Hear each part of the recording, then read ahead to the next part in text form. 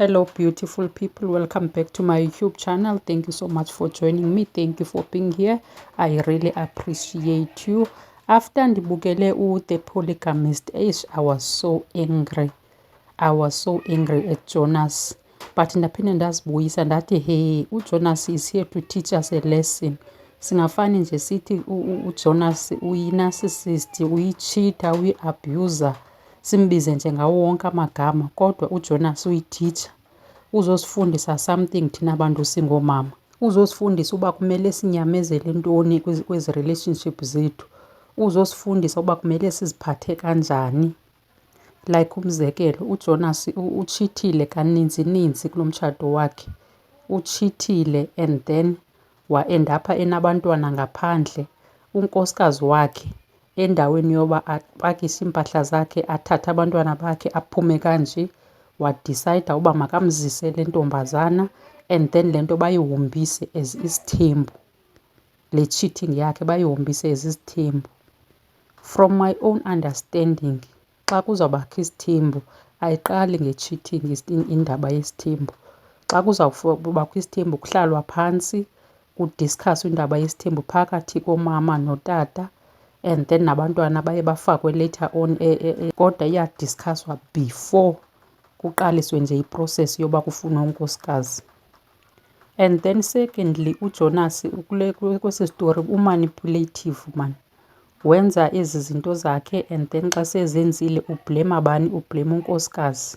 Uthi yena udinga iphisi, uMatima umnika lophi, and then yena akafuni umfazi okhuluma too much. Siyambona ke uJoyce epheka, siyambona uJoyce ezama nasekamereni, ethi uyamzama utata ekhaya ekamereni, asafika ediniwe afika azilalise. Zonke ezi zinto azikhalazelayo athi uJoyce uyazama ukuzilungisa azincedi. Lihlahla nje lozimela elalisebenzisayo loba yena ufuna iphisi. Akafuni iphisi kahle kahle, ufuna uphuma phaa ngaphandle okwenza into azenzayo.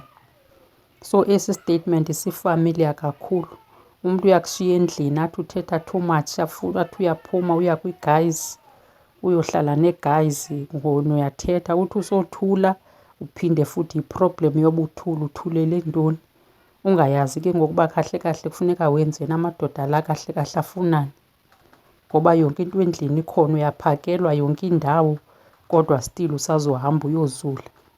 So uJoyce akayiyo nje iproblem, ayiyo iproblem uJoyce, iproblem iphaa kuJonas. And enye into endiyifundileyo mna kwesi story sikaJonas is that uJonas man ebe-sure, ebe-100% sure uba uJoyce asoze amshiye. Ebezazi uba noba engenza ntoni, noba engathini, noba amhlukumeza kangakanani, uJoyce akasoze ahambe. Because ude watsho wathi no, uJoyce loves me too much.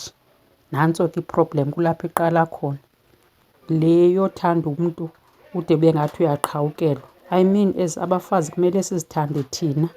Uyazi uba le into ayindifanelanga, le into it's no longer serving me.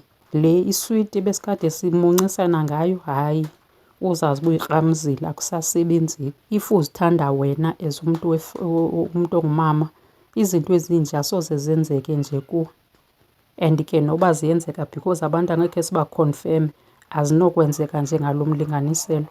Iyanditraumatiza nje le yoba kuthiwa umntu ofana noJonas apha ebomini ukhona, ofana ntse, hayi bo, usuke phi? Into enje uyenze emntaneni kabani? And enye into endiyinotisayo mani, abantu abakwaziyo unyamezela. Yabona esaa sitokhwe esiya sama-80s nama-90s, yeyi siyayinyamezela esaa sitokhwe esiyana into engeyiyongo. Shem sekukubi, bayanyamezela abantwana babantu.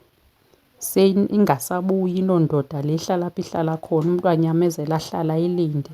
Hayi, I think we need to learn a thing or two phaa kuma-2000.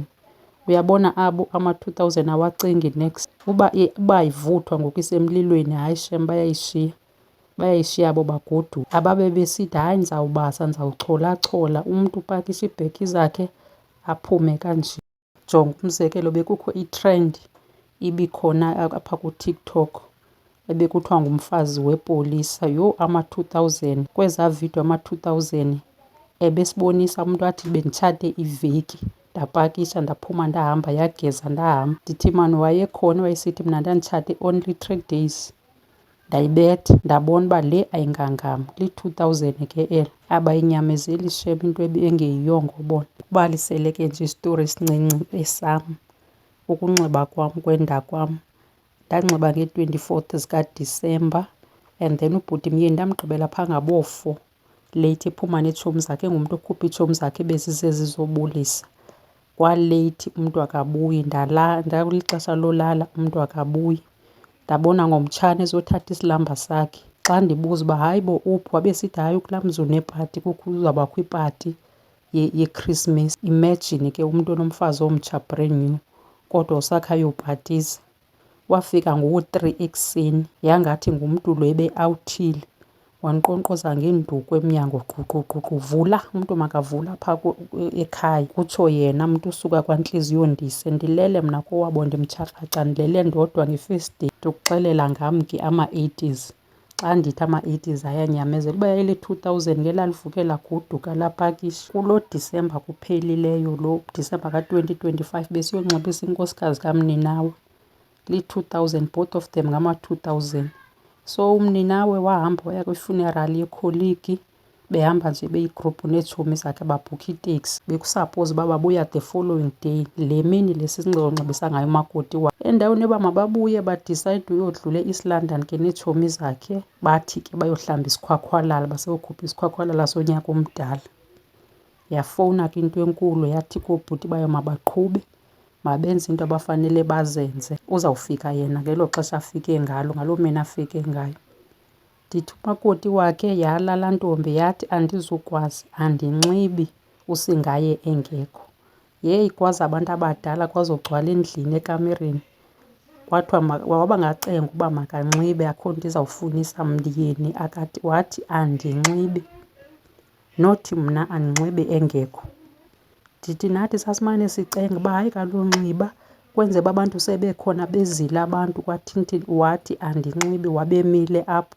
Ndikuxelela nge-2000 ke mna ke. Nyhani zange anxibe, yachitheka indibano, bagoduka abantu. Akanxiba, unxityiswa after iveki, waba umyeni wakhe khona. Ezaa nto eziya zinesibindi mna ndikuxelela. So coming back to le nto kaJonas namakhosikazi wakhe, first bammoshile nje kakhulu, onke la makhosikazi wakhe ammoshile ngovuma uba lo Jonas makahlale phezu kweentloko zabo. And also bamthandile kakhulu lo Jonas, ebengakudizeyivi nje at all uthando ngendlela nje besenza ngayo. And also lastly, ii-decision ezenziwe ngaba bafazi zibammoshile abantwana, zibatraumathayizile abantwana kakhulu, because bona bebecinga uba benzela abantwana, bahlelela abantwana, balungiselela abantwana, bathini, kodwa zi-endaphe zibamosha abantwana. So umntu makafunde ebentana kwesi sitori sikaJonas, siyafundisa kakhulu. Umntu makathathe into ayithathayo, siyeke nje ukwata, because ndiyabona ikhantri ikwatile, abantu abangoomama bakwatile for esi sitori sikaJonas. Kodwa sona sizosifundisa. Umntu makakhe azithande yena kuqala bethunana, masizithandeni thina self phambi koba uthande omnye umntu. Umntu makangade abe 100% sure uba soze wena umshiye, soze uhambe. Iso ingako uyithatha phi na bethunana. Okay guys, mandiyikhathe le video, mandiyibeke apha for namhlanje. Thank you so much for watching. If it's the first time coming across this channel, do not forget to subscribe and then ulike, ushare, and then udrop i-comment yakho down below. And ndiyabulela bethunana ngesupport yenu, it means a lot to me. Kwandi bethunana apho nithatha khona nakwezo datha nisebenzisayo, ngathi ningafumana ezinye ezininzi. Thank you and thank you a million times ngesupport. Till next time, ndinithanda. Bye bye.